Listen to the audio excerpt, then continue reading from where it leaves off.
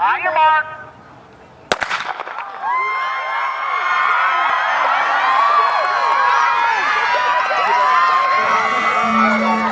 So the reason why I coach is best told in a story. Stories of a girl. She started the season, her first race, she ran a 320, 321, 322, so she had a long way to go, but she did have 10 weeks to do it. And this girl, she was as dedicated could be. Every week her times are coming down until the second to last meet of the season. She finally runs a 302. One race to go. She gets there on race day. She runs her heart out, and she comes across the line and she turns towards me, and I'm about 30 meters away, and she starts walking towards me, and her face tells the story. And by the time she gets to me, she's pretty much crying at this point, and you know this is it. She trained her whole, she devoted her life to breaking 3 minutes in the half mile, and it looks like it's not going to happen. So she gets to me and she points to my wrist, you know, the final validation of her failure, and I hold it up to her face and it says 258. And I said, "You did it." She falls to her knees and she cries. She weeps. No lie, 3-4 minutes, she's just crying. Teammates are coming over and giving me a puzzled look. Why is she crying? And I would just show them the watch. And they knew what her goal was.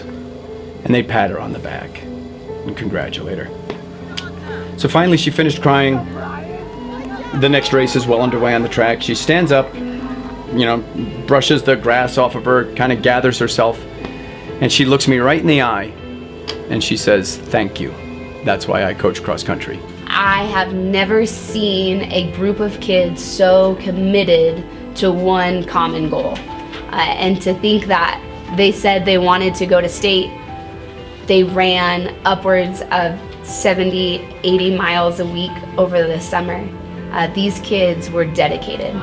And it's a sport that requires you to change your entire life.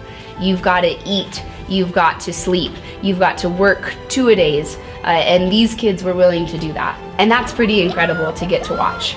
And as someone who doesn't know a lick about running, to watch these kids turn me into someone who cared about running and that I cared about how they ran was pretty cool. And to tell a kid that after 2.7 miles of running your heart out, now I need you to sprint, and to do that was one of the most rewarding and incredible things that I've got to witness as an individual, let alone a coach. Why do I love running? Well, sometimes when you're out there and you're by yourself. When you're by yourself, those are the good runs, because you see some beautiful things. You're either seeing the sky or you're running against the mountains. I mean, it can just be peaceful at times when you're just no thoughts. Well, sometimes you'll have a crazy amount of thoughts, but they're not important thoughts. They're like, what am I gonna eat for breakfast?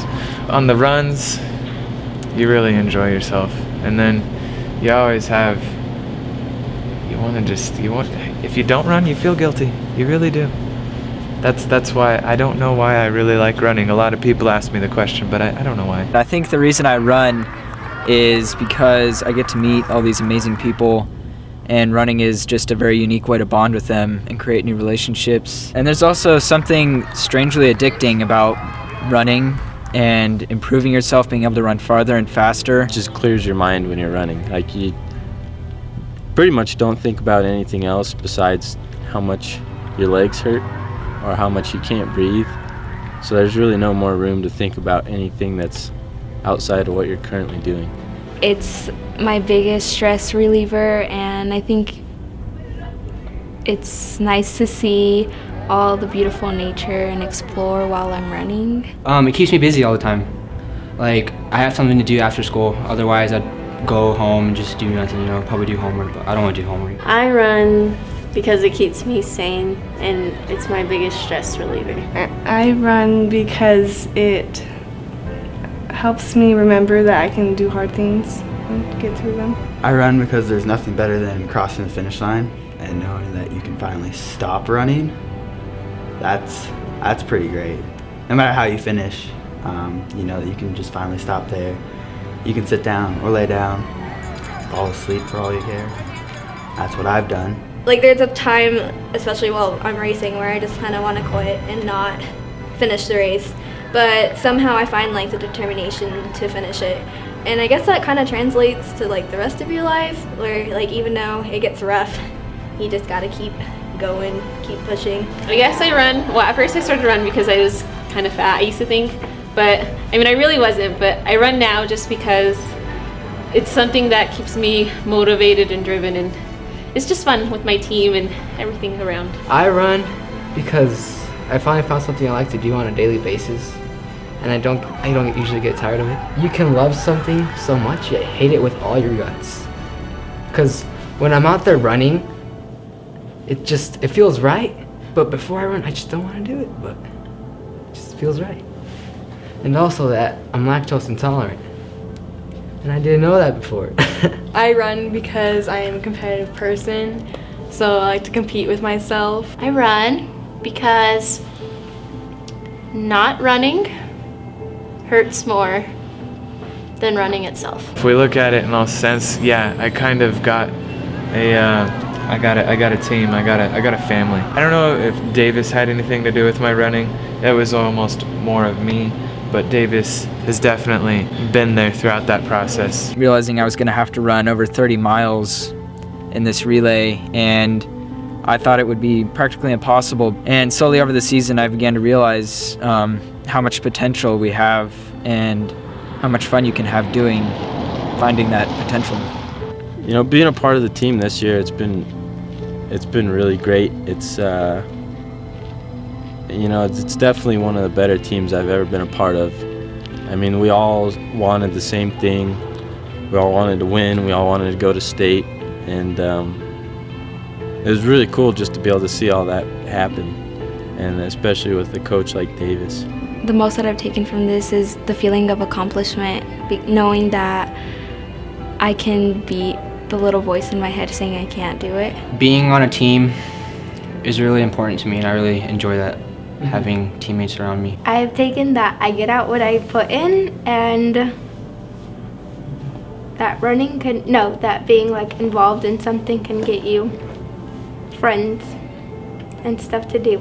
From this experience, I've taken some great friends and people that I hope will be in my life for a really long time. I just want to say thank you to Davis and my teammates for dealing with my hangry moments. Definitely like self-discipline, like being able to like push yourself to the limits even when it gets really hard. I'd like to thank Davis for all he's done for me the past 4 years and for the team. I've learned that even when I think I have to stop and slow down, I can always push myself to go harder, and that doesn't just apply to running, it can apply to anything. Just knowing that just because it hurts then, that doesn't mean that you have to give up. Like, you can still push past that.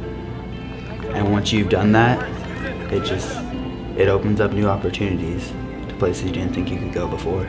Davis, this is how I feel because of you. I don't think anyone can hate running like a runner does. Running has definitely taught me that even when it's really hard, you can't give up and you have to push yourself towards the end.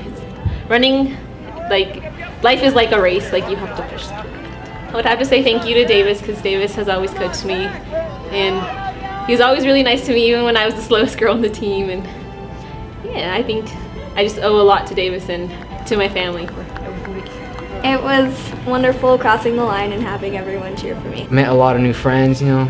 I could say they're like my family. I never thought I could get this far. I have taken that running's not that easy, even though it looks like it, and that after your runs you feel more accomplished. I've taken that you shouldn't take any step for granted, any run for granted, and that you always go out with a happy and excited heart when you run, and that's when you perform your best, is when you run for your team and not just for yourself. Running definitely, it seems like a solo sport, but you can't achieve anything alone, and you definitely need someone by your side to push you. I mean, you have to have some talent to run, but it's really all working hard. You can't just expect it to come to you. You have to work for it, and if you really want it, it's there. You just got to do what the coach tells you to do. And that's exciting to see all your hard work pay off, and it teaches you that, like, how to be strong when that's like the only option you have. is to be strong. I'm glad my senior year our team was a family, like an actual family, and our coach was probably the best coach anyone could ever have. And those girls, I consider their family because we just all got so close. And I think that was the best part about it all. I saw them grow together. I saw them cooperate together. I saw them cheer each other on. It was a beautiful image for me. These athletes have made a name for themselves in Greeley West history, and I've seen how much work they put into it. And so they get to brag and say we made it to state, but it wasn't through a lack of effort. And these kids, they worked hard every single day to accomplish that goal. And I'm just beaming with pride, I guess is the only way I could explain it, is to just be so proud of a group of students, and to watch them rise and accomplish a goal is just a blessing, and one that I'll never forget. I got away from coaching for about 12 years. But when I came back and I coached high school.